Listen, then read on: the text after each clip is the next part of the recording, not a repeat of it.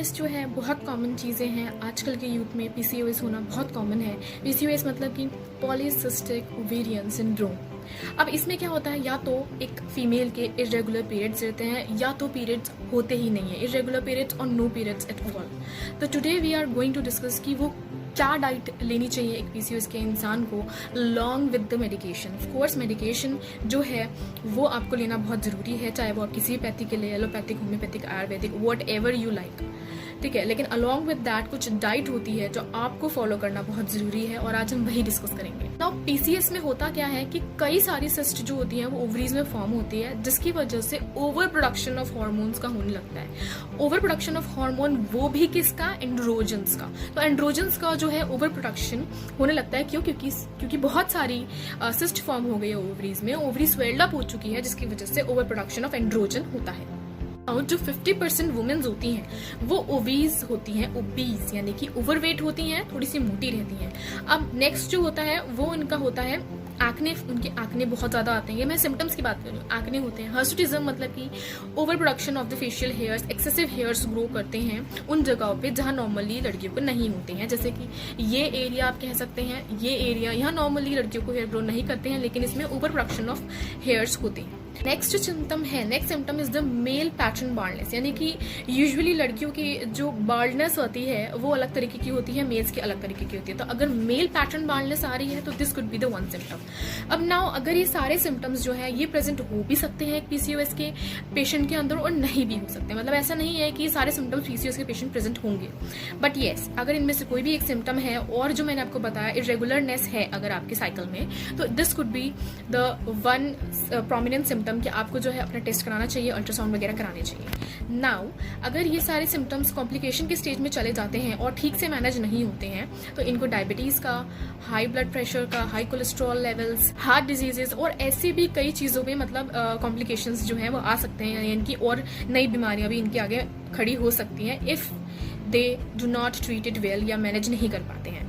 अब जो most of the girls होती हैं वो with the help of the medication, there lifestyle, their diet and exercises की वजह से ये सारे सिम्टम्स को जो है लकीली कंट्रोल कर सकते हैं और कॉम्प्लिकेशन के स्टेट में आगे नहीं जाते हैं।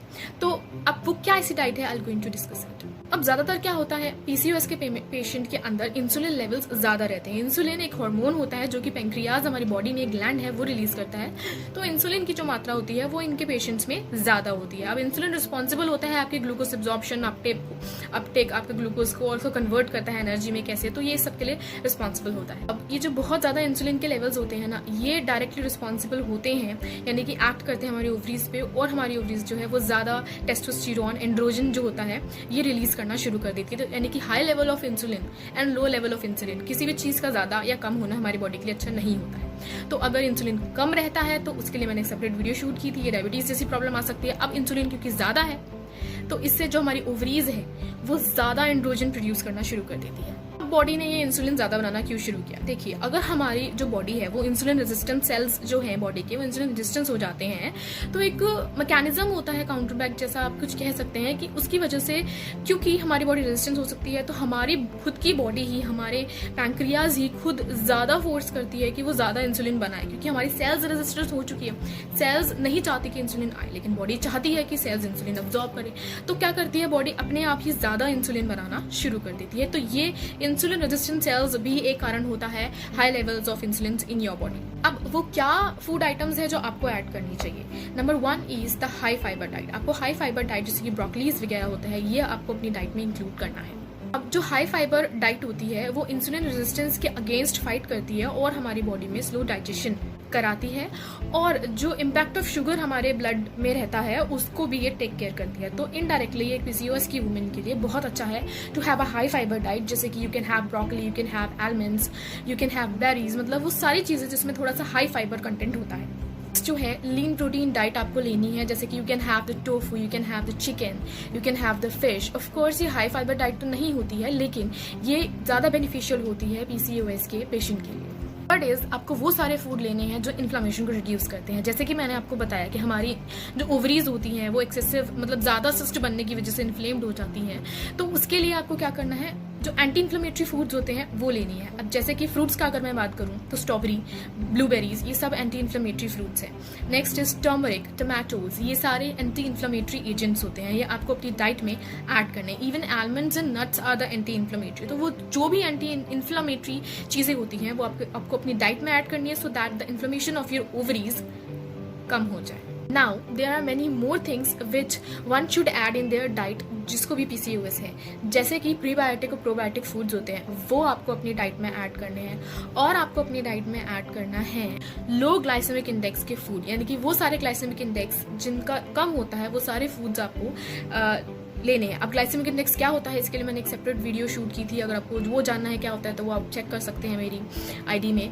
Now next is one should add in their diet the healthy fat, मतलब कि वो सारे फैटी प्रोडक्ट्स जो कि अच्छे होते हैं, जैसे कि avocado is having a good fat, coconut हो गया उसके अंदर होता है coconut oil, olive oil, even nuts, इनके अंदर वो सारा फैट होता है जो हमारी बॉडी के लिए अच्छा होता है, राइट। तो ये सब चीज़ें जो हैं आपको ऐड करनी है अपनी डाइट में। अब वो क्या फूड प्रोडक्ट्स है जो एक PCOS के पेशेंट को अवॉइड करने चाहिए। Number 1 is the highly refined carbohydrate, जैसे कि मैदा हो गया, वो आपको अवॉइड करना है। या फिर we can say the white bread, muffins, ये सारे हाईली रिफाइंड कार्बोहाइड्रेट प्रोडक्ट्स होते हैं, इन सबको आपको छोड़ना है। So sugary snacks and drinks, of course sugar is not at all good for anyone, तो स्पेशली इन पेशेंट्स के लिए तो बिल्कुल भी नहीं। तो आपको जो शुगरी स्नैक्स एंड ड्रिंक्स हैं वो सब छोड़नी है।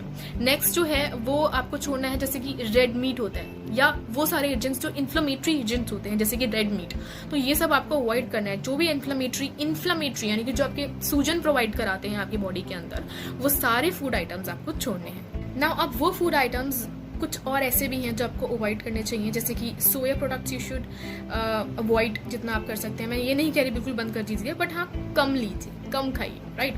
हाई ग्लाइसेमिक इंडेक्स के फूड जो होते हैं वो सब आपको अवॉइड करना है। डेयरी प्रोडक्ट्स जो होते हैं जैसे कि चीज़, कर्ड, ये सब चीज़ें आपको लेनी है लेकिन लिमिटेड, ज़्यादा नहीं लेनी, लिमिटेड लेना है। You can have the 2 bowls of the curd in a day, like in the morning, in the evening और इन द नाइट, ले सकते हैं आप, लेकिन लिमिटेड क्वांटिटी। ये नहीं कि पूरे दिन आप डेयरी प्रोडक्ट्स खाते रहे हैं या रोज जो है आप भर भर के डेयरी प्रोडक्ट्स खा रहे हैं, ऐसा नहीं। Next is the gluten rich food, जैसे कि पास्ता, ब्रेड, बियर, मतलब जिसमें भी ग्लूटेन की मात्रा ज़्यादा होती है वो सबको आपको अवॉइड करना है। तो ये कुछ ऐसे फूड आइटम्स थे जो आपको लेने हैं और नहीं लेने, उसके बारे में मैंने डिस्कस किया। PCOS क्या होता है ये डिस्कस किया। अब along with the exercise, medications and your diet you can manage the PCOS बहुत अच्छे से। So not have to any panic कि मुझे PCOS हो गया है, नहीं, आप इसको मैनेज कर सकते हैं।